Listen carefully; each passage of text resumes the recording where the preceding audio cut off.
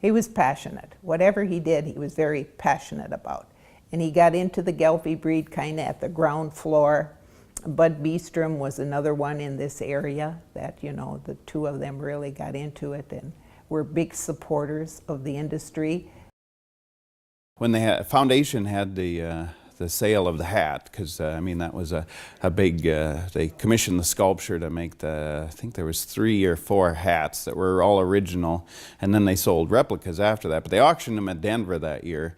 And of course Bud Beestrom bought the first one and got a lot of recognition for it, and my dad bought either the second or the third one, I don't remember which one it was, and paid a fair amount of money for it. I don't remember at the time, $2,000 or $3,000.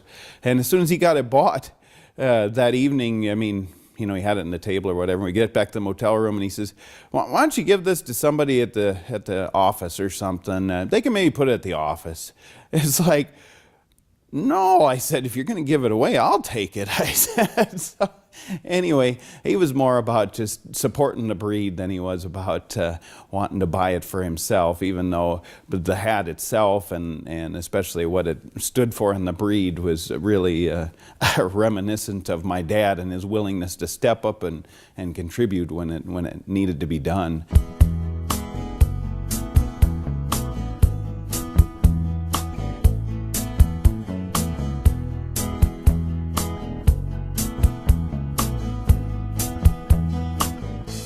Ken Thorstenson grew up on the family farm in Selby, South Dakota, and became the 3rd generation to run the ranch.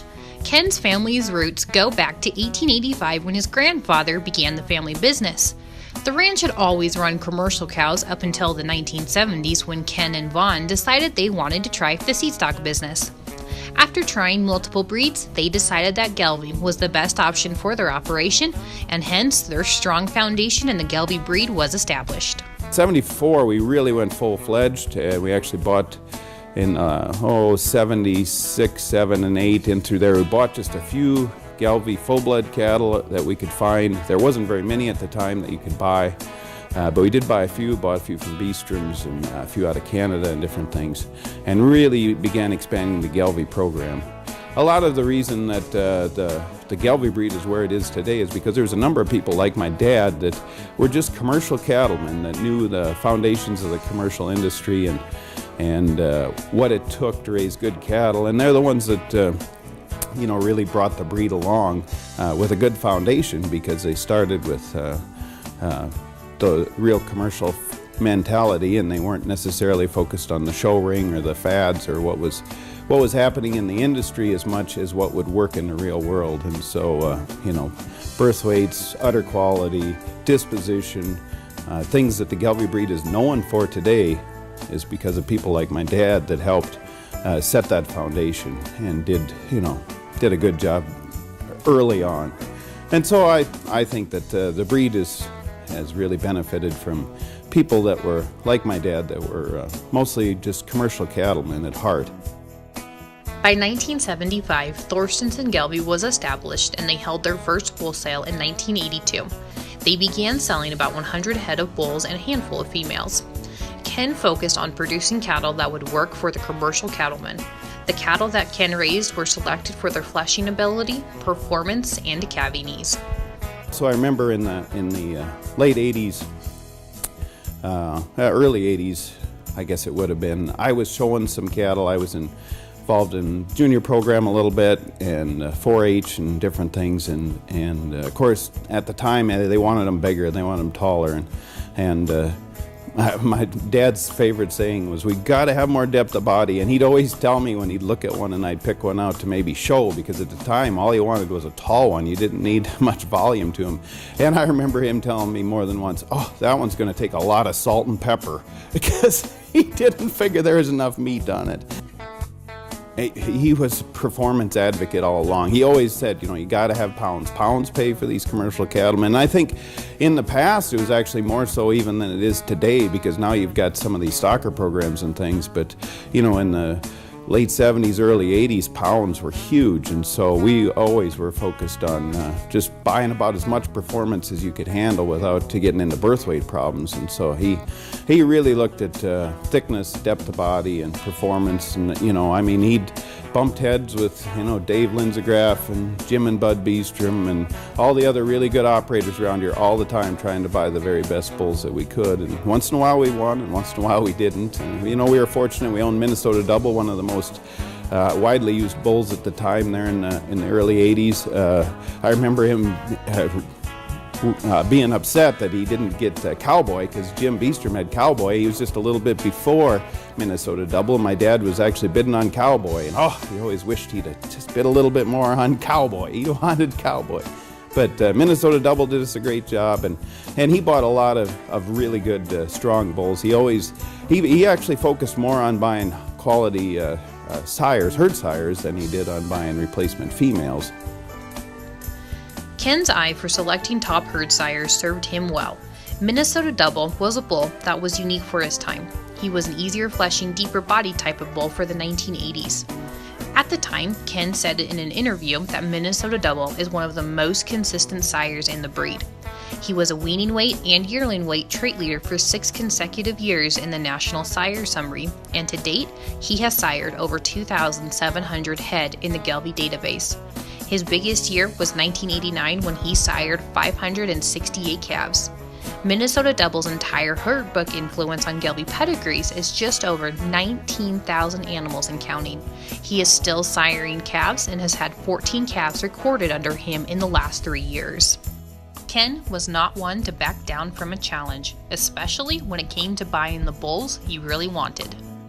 Yeah, well, there was another time he went to it was actually Phil Vandervoort's sale, and I sent him.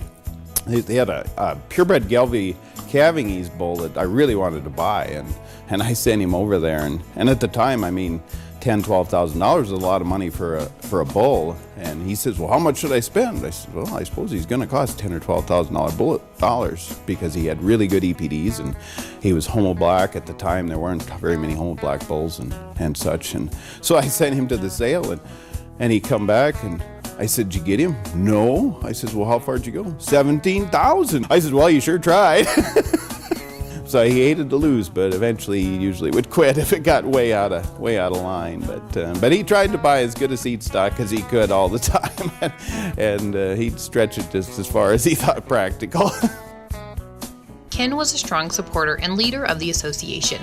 Although he did not serve on the AGA board of directors, Ken was a leader in his own community and was a voice for his fellow South Dakotans. My dad was more involved in the state and local level probably than he was in the national level.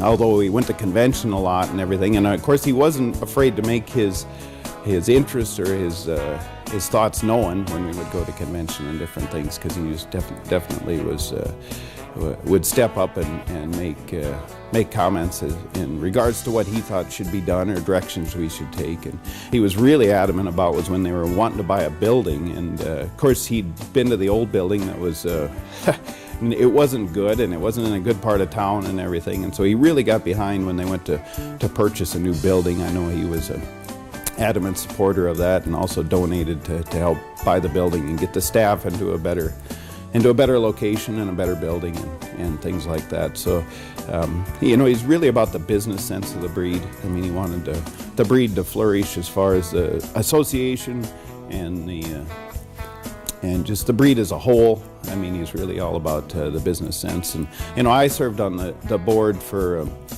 2 terms, and I wouldn't have been able to do that if it wouldn't have been for my dad and his willingness to step up and do the extra work here at home. Ken showed a lot of love and support to the Gelbvieh breed and to the Junior Association. He was always sure to stop any junior he saw walking around a Denver stock show to buy a raffle ticket from them. Ken always said that the juniors are the future of the breed, and in order for the breed to grow, we have to have new people coming in. Ken enjoyed traveling to sales and National Western Stock Show to meet new people and visit with old friends. He was a real social person, and that was one of the things that it was actually a little frustrating for me in the late 80s, early 90s, is my dad loved to go to the bull sales and the cattle sales and everything, and when he'd get back, I wanted to know about the genetics and the cattle and what they look like, and he'd just have to tell me about all the people he talked to. He was always a person that was really a social person, and he loved to visit with the people and stuff, and the cattle really became more secondary. He kind of let me make a lot of the decisions as far as as buying some of the seed stock and different things like that. And it's like I finally decided I need to go to the sales because he wasn't going to tell me what the cattle looked like because he was too busy talking to the individuals. But he just loved people. He loved to visit with people, and he formed those relationships that, really, they benefited everyone. They benefited the whole breed because really it's about having that networking. I mean, the cattle are good, but the people are great. Ken Thorstenson was nominated to the AGA Hall of Fame by the South Dakota Association. In the application, Ken was described as having established a family ranch that allowed his children, Vaughn and Dee Dee, and their families to join and build upon. They now have one of the largest Gelbvieh balancer bull sales in the country.